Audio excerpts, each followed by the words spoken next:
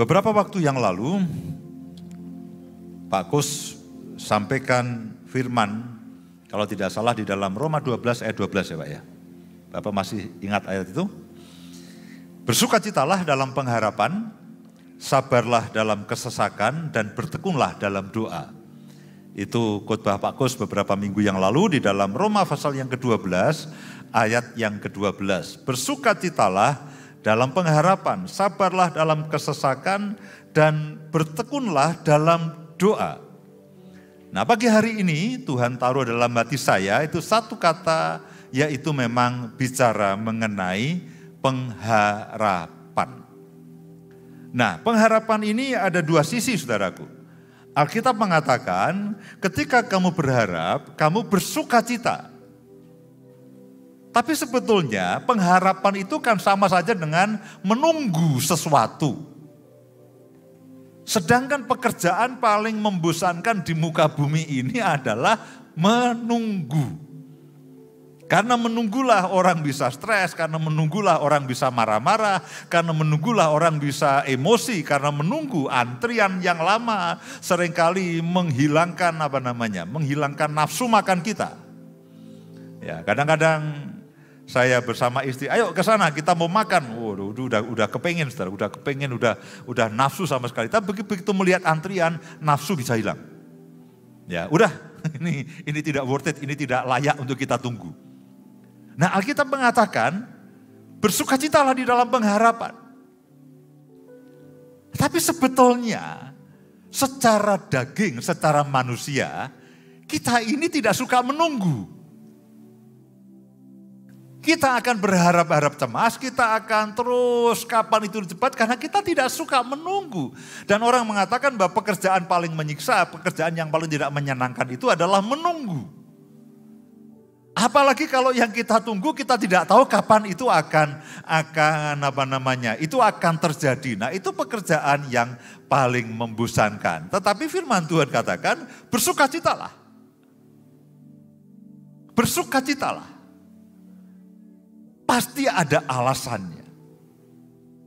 Jadi saya akan melanjutkan apa yang Pak Kus beberapa minggu yang lalu sudah sampaikan mengenai bersukacitalah dalam pengharapan, sabarlah dalam kesesakan.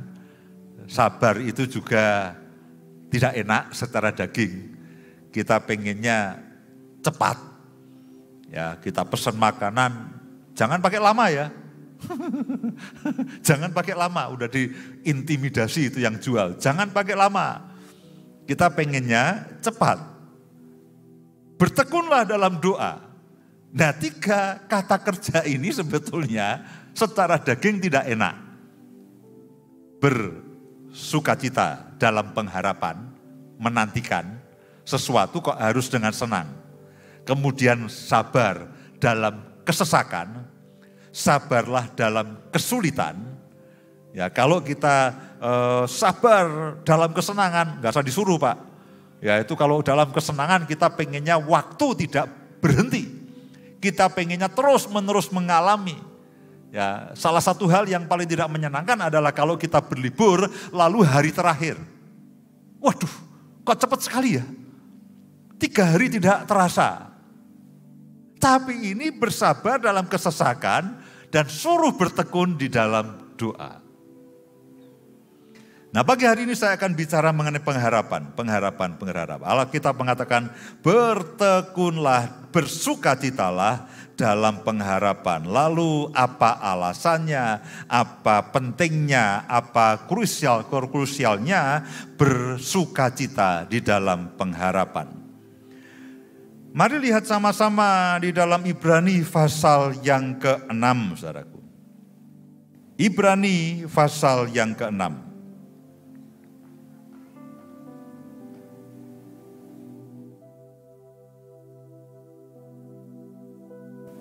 Ibrani pasal yang ke-6 mulai dari ayat yang ke-9. Judul perikopnya adalah berpegang teguh pada pengharapan. Itu juga yang saya jadikan tema untuk khotbah pada pagi hari ini. Berpegang teguh pada pengharapan. Tetapi hai saudara-saudaraku yang kekasih, Sekalipun kami berkata demikian tentang kamu, kami yakin bahwa kamu memiliki sesuatu yang lebih baik, yang mengandung keselamatan. Sebab Allah bukan tidak adil, sehingga Ia lupa akan pekerjaanmu dan kasihmu yang kamu tunjukkan terhadap namanya, oleh pelayanan kamu kepada orang-orang kudus yang masih kamu lakukan sampai sekarang. Tetapi kami ingin supaya kamu masing-masing menunjukkan kesungguhan yang sama untuk menjadikan pengharapanmu suatu milik yang pasti sampai pada akhirnya.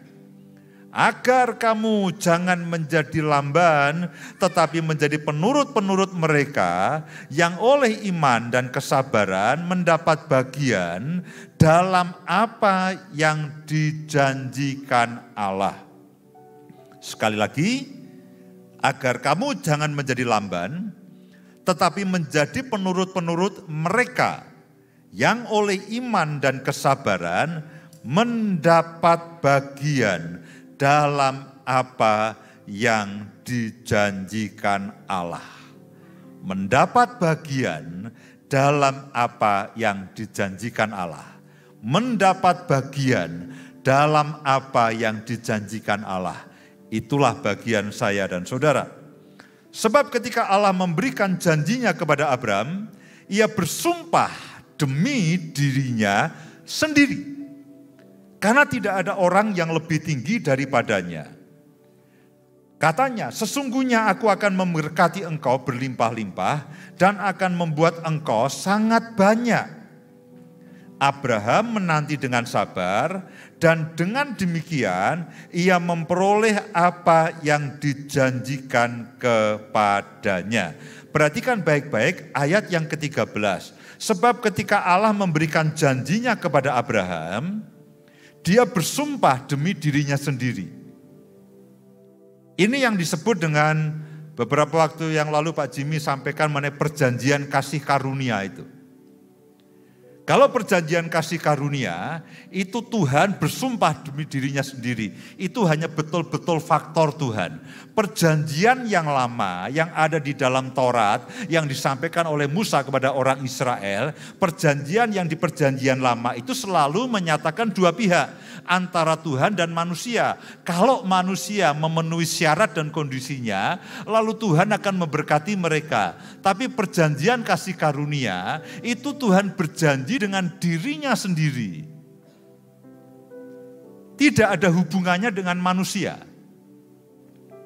Dia bersumpah demi dirinya sendiri. Dia tidak mengadakan perjanjian dengan manusia. Yang manusia perlu lakukan hanya satu, percaya. Sebab ketika Allah memberikan janjinya kepada Abraham, ia bersumpah demi dirinya sendiri. Karena tidak ada orang yang lebih tinggi daripadanya. Katanya, sesungguhnya aku akan memberkati engkau berlimpah-limpah dan akan membuat engkau sangat banyak. Yang Abraham perlu lakukan hanya satu, percaya. Tidak ada syarat dan kondisinya.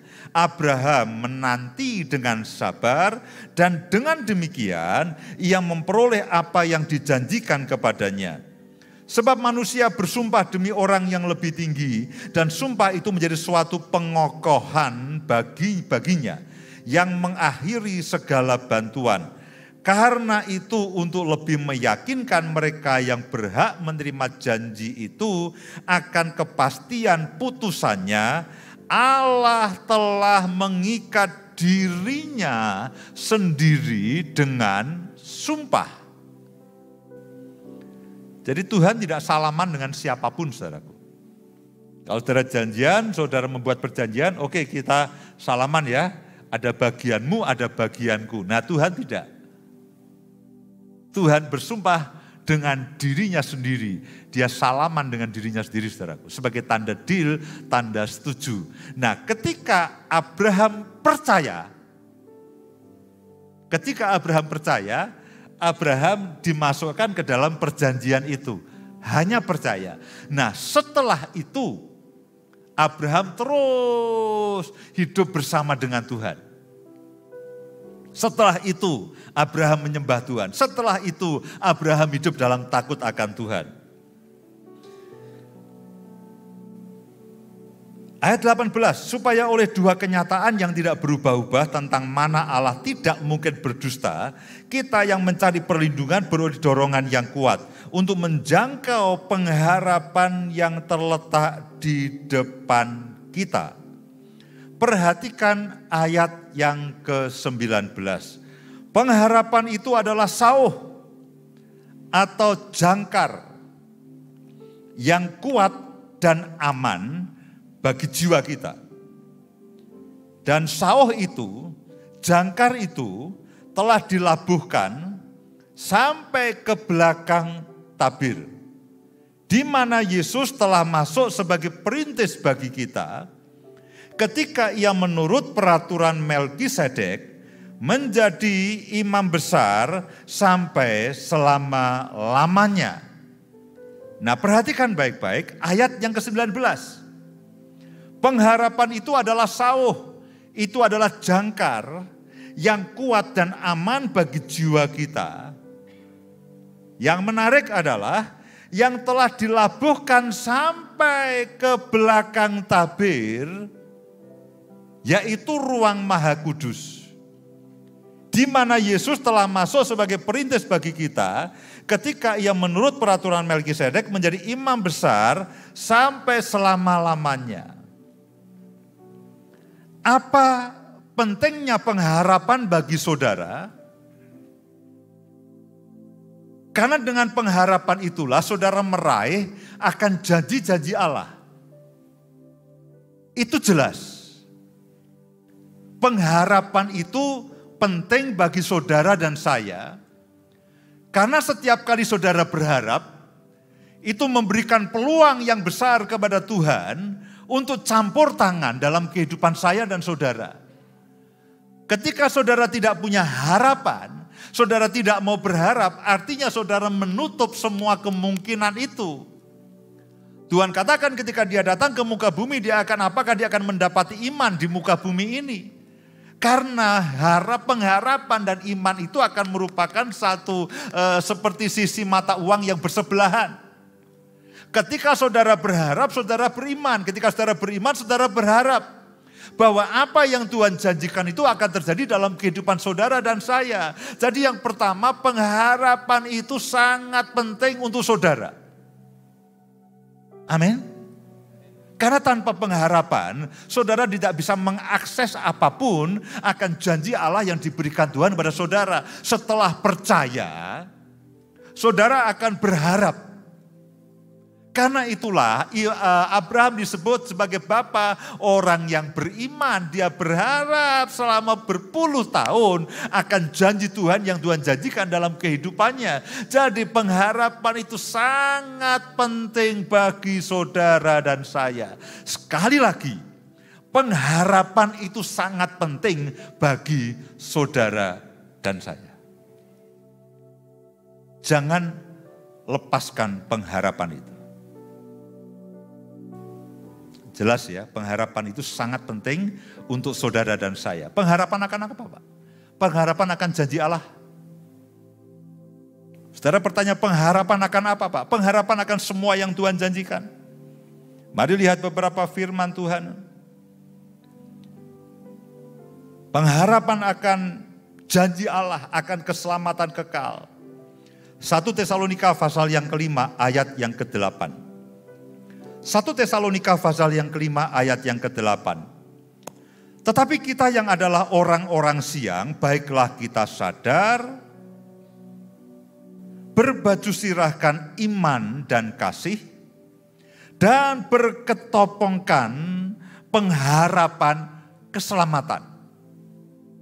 Karena Allah tidak menetapkan kita untuk ditimpa murka, tetapi untuk beroleh keselamatan oleh Yesus Kristus Tuhan kita yang sudah mati untuk kita, supaya entah kita berjaga-jaga, entah kita tidur, kita hidup bersama-sama dengan Dia. Yang pertama adalah pengharapan akan keselamatan. Saudara sudah terima keselamatan oleh karena Yesus ada dalam kehidupan saudara. Saudara terima keselamatan dan pengharapan saudara adalah keselamatan itu akan ada di dalam kekekalan.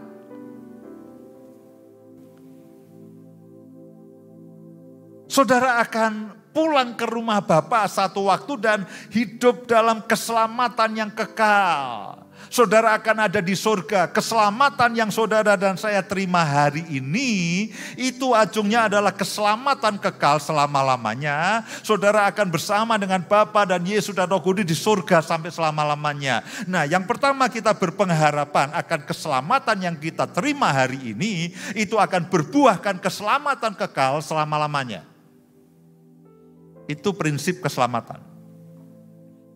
Keselamatan yang saudara dan saya terima hari ini, yang ditandai dengan iman percaya saudara, lalu saudara dibaptiskan sebagai tanda keselamatan itu, mati dan bangkit bersama dengan Tuhan Yesus, saudara menerima lahir baru. Nah, keselamatan yang saudara terima hari ini, itu akan berbuah keselamatan kekal bersama Bapa di surga. Pada waktu nantinya saudara akan bersama-sama dengan Bapa, menerima dan menikmati keselamatan kekal selama-lamanya. Lawannya adalah kebinasaan kekal di neraka. Itu pengharapan yang pasti, berketopongkan pengharapan keselamatan. Yang kedua, pengharapan yang kedua. Kolose pasal yang pertama, ayat yang kelima. Oleh karena pengharapan yang disediakan bagi kamu di sorga. Tentang pengharapan ini telah lebih dahulu kamu dengar dalam firman kebenaran, yaitu Injil. Yang sudah sampai kepada kamu, Injil itu berbuah dan berkembang di seluruh dunia. Saya pernah sampaikan dalam terjemahan yang lain dikatakan begini, oleh Injil itu hidup orang diberkati. Terjemahan lain mengatakan oleh Injil itu hidup orang diberkati. Demikian juga di antara kamu sejak waktu kamu mendengarnya dan mengenal kasih karunia Allah dengan sebenarnya. Pengharapan kita paling tidak ada dua. Ada dua kelompok besar. Yang pertama adalah pengharapan akan keselamatan kekal pada nantinya. Yang kedua adalah pengharapan akan janji-janji Allah yang saudara dan saya bisa nikmati sementara saudara hidup di dunia ini. Kasih karunia Allah. Anugerah yang Dia sudah berikan pada saudara dan saya. Injil yang adalah firman kebenaran itu berisi janji Allah untuk saat ini dan untuk saat yang akan datang. Dan keduanya saudara dan saya berhak menerima dan berhak menikmatinya. Paling tidak itu dua pengharapan. Dua jenis besar yang saudara harus terus jaga. Alkitab mengatakan berketopongkan akan pengharapan itu. Roma pasal yang ke-15 ayat yang ke-13. Semoga Allah sumber pengharapan memenuhi kamu dengan segala sukacita dan damai sejahtera dalam iman kamu, supaya oleh kekuatan Roh Kudus,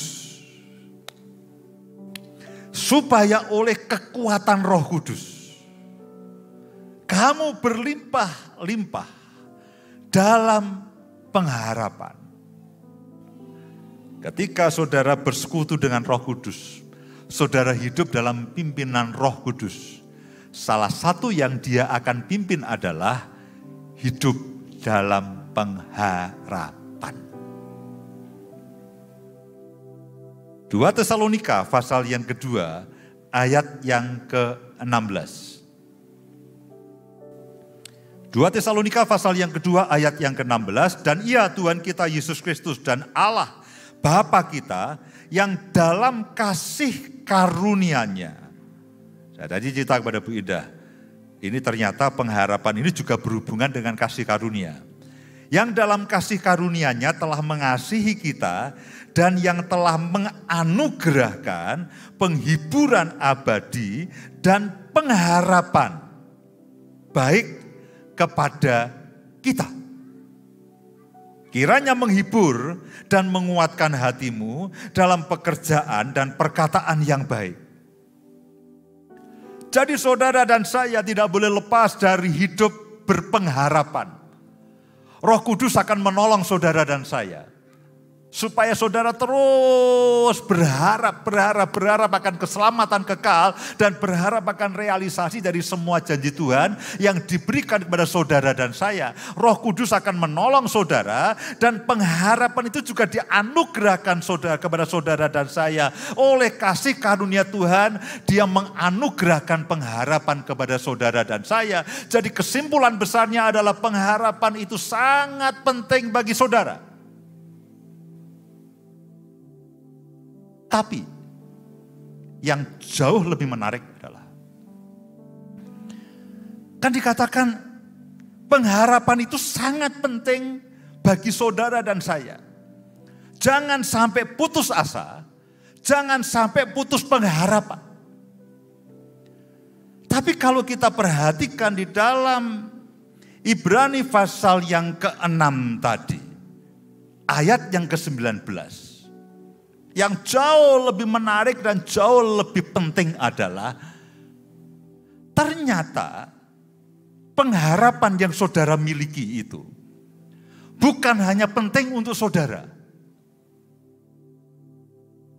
tapi bagi Allah itu penting. Karena pengharapan itu seperti sauh atau seperti jangkar yang dilabuhkan di balik tirai. Dan itu adalah ruang maha kudus.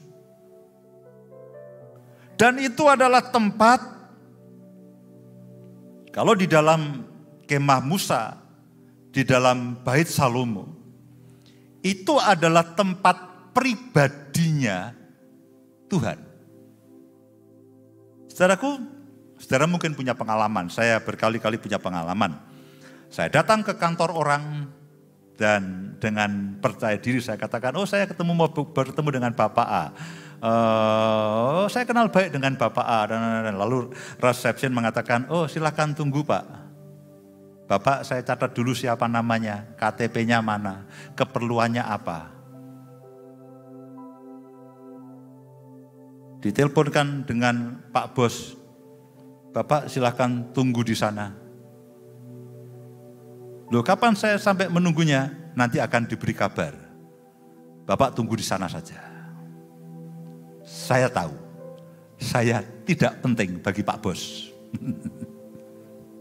Tidak penting. Suruh tunggu di sana.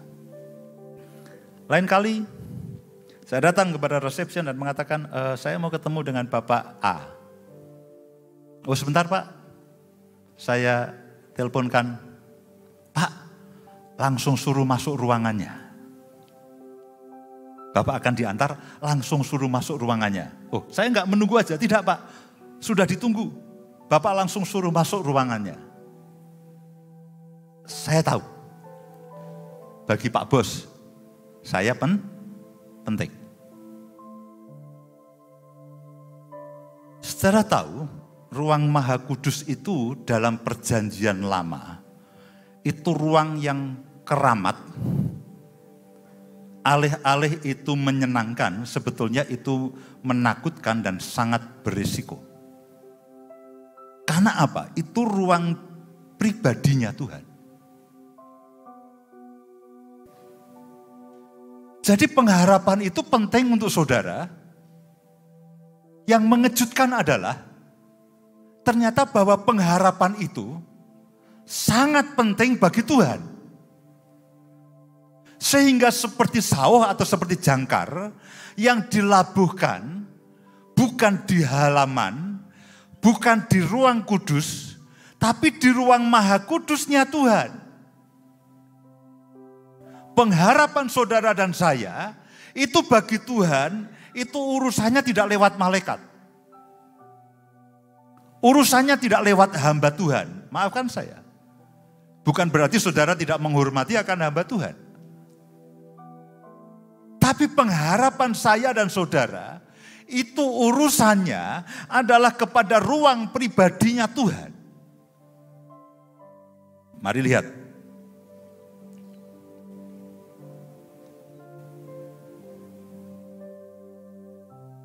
Imamat pasal yang ke-16.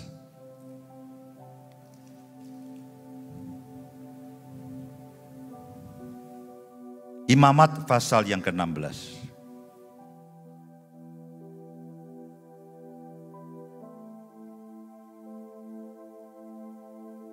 Ayat yang pertama. Sesudah kedua anak Harun mati, yang terjadi pada waktu mereka mendekat ke hadapan Tuhan. Mendekat ke hadapan Tuhan. Bermain-main di dekat ruang maha kudus. Mati. Berfirmanlah Tuhan kepada Musa. Firman Tuhan kepadanya, katakanlah kepada Harun, kakakmu, supaya ia jangan sembarang waktu masuk ke dalam tempat kudus di belakang tabir. Padahal tadi pengharapan saudara dilabuhkan di balik tabir. Loh, ini tempat yang sama yang Tuhan ngomong dengan Abraham, Abraham, ojo sembrono. Jangan sembarang waktu kamu masuk ke dalam tempat kudus di belakang tabir, ke depan tutup pendamaian. Yang di atas tabut supaya jangan ia mati. Karena aku menampakkan diri dalam awan di atas tutup pendamaian. Harun itu imam besar. Di antara orang Israel, dia yang paling dapat keistimewaan dan kemudahan untuk bisa masuk ke ruang maha kudus setahun sekali. Untuk mengadakan hari raya pendamaian. Membawa korban untuk dirinya sendiri dan untuk orang Israel, untuk membawa korban penebusan dosa dan membawa pendamaian bagi dirinya dan bagi orang Israel. Tuhan ngomong sama Musa, berpesan kepada Harun, ojo sembrono, jangan sembarangan masuk. Dia hanya boleh masuk sekali setahun pada hari raya pendamaian. Karena itu ruang pribadinya Tuhan. Yang kalau orang dengan sembrono, dengan sembarangan masuk, mati. Enggak lewat ICCU, enggak lewat ICU, langsung mati. Dari sini saudara bisa tahu, bagaimana sebetulnya di balik tabir, bahkan Harun pun, itu hanya bisa masuk setahun sekali. Dan itu ruang pribadinya Tuhan. Dikatakan di situ aku berbicara. Tidak boleh semua orang lalu bludas-bludus masuk, enggak bisa. Itu ruang Pak Bos tadi. Dijaga oleh sekretaris, dijaga oleh satpam. Hanya yang diizinkan. Oleh karena Yesus adalah imam besar agung saudara dan saya yang sudah melewati semua langit. Dan sudah membawa korban pendamaian. Bukan lembu jantan, bukan kambing. Tapi dirinya sendiri. Sekali. Berlaku untuk selama-lamanya. Sehingga saya dan saudara itu punya hak istimewa untuk masuk ke ruang maha kudusnya Tuhan kapanpun.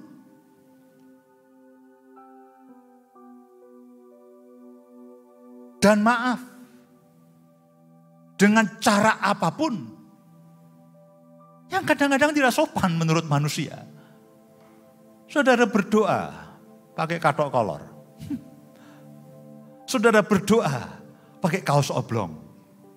Loh, secara manusia, kalau saudara menemui Pak Bos kan tidak sopan. Tapi bagi Tuhan tidak ada masalah. Bukan pakaian yang dia perlukan, hatimu. Hatimu.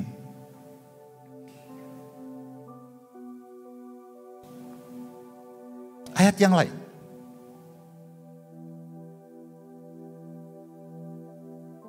Ibrani pasal yang 8. Ibrani pasal yang ke-8. Ayat yang pertama dan kedua. Inti segala yang kita bicarakan itu ialah kita mempunyai imam besar yang demikian, yang duduk di sebelah kanan tahta yang maha besar di surga, dan yang melayani ibadah di tempat kudus, yaitu di dalam kemah sejati yang didirikan oleh Tuhan, bukan oleh manusia. Jadi ada dua kemah, saudaraku. Kemah sejati itu di hadapan yang maha besar di surga. Itu kemah yang di surga. Lalu ketika Musa naik, lalu dia melihat yang di surga, lalu dia buat yang di muka bumi. Itu kemah Musa. Yang Harun sebagai imam besar itu melayani setahun sekali.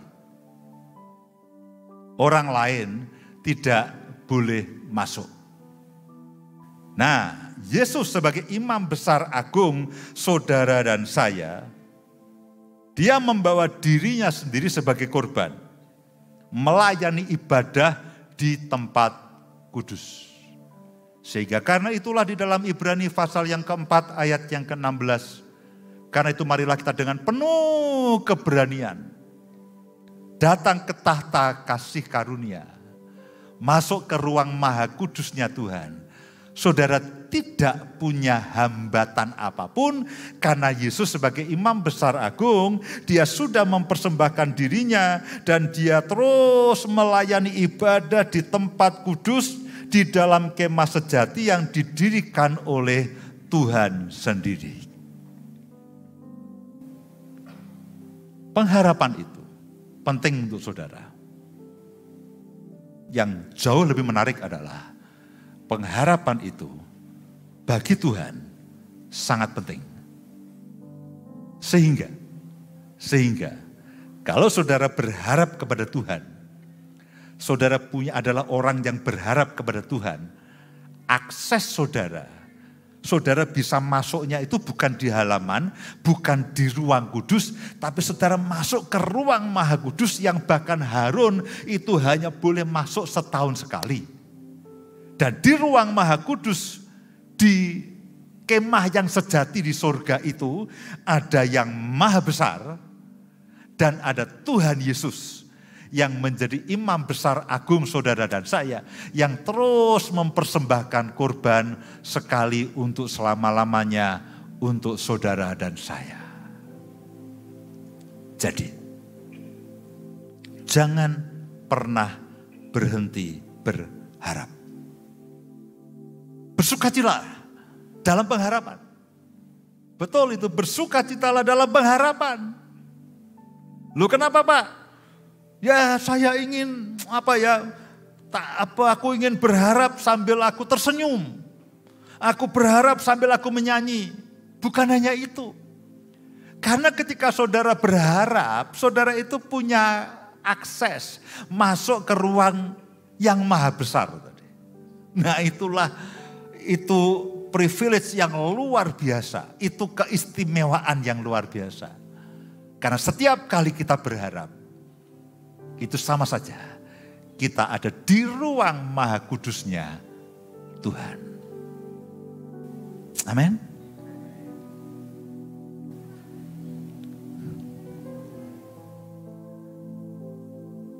Ayat yang terakhir Mazmur 33. Ayat yang ke-18. Mazmur 33 ayat yang ke-18.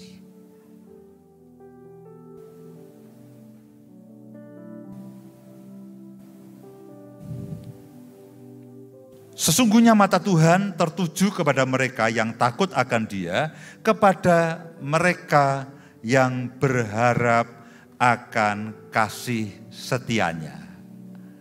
Jadi pengharapan bukan hanya penting untuk saudara. Tuhan, bagi Tuhan, orang yang berharap itu bukan di ruang tunggu, itu bukan. Bagi Tuhan, orang-orang yang berharap itu tempatnya bukan di ruang tunggu, tempatnya ada di kamar pribadinya. Di tempat di mana yang maha besar dan Yesus sebagai imam besar agung kita itu ada di situ. Mata Tuhan tertuju kepada mereka yang takut akan Dia, kepada mereka yang berharap akan kasih setianya, untuk melepaskan jiwa mereka daripada maut dan memelihara hidup mereka pada masa kelaparan. Jiwa kita menanti-nantikan Tuhan, Dialah penolong kita dan perisai kita. Ya, karena Dia hati kita bersukacita. Ya, karena Dia hati kita bersukacita. Sebab kepada namanya yang kudus kita percaya. Kasih setiamu ya Tuhan, kiranya menyertai kami seperti kami berharap kepadamu. Orang yang berharap bukan hanya orang yang punya energi, tapi orang yang berharap adalah orang yang tahu bahwa dia sedang ada di ruang maha kudusnya Tuhan, bersama dengan yang maha besar dan bersama dengan imam besar agung yang ajaib, yang terus menjadi pembela dan pengantara bagi saudara dan saya.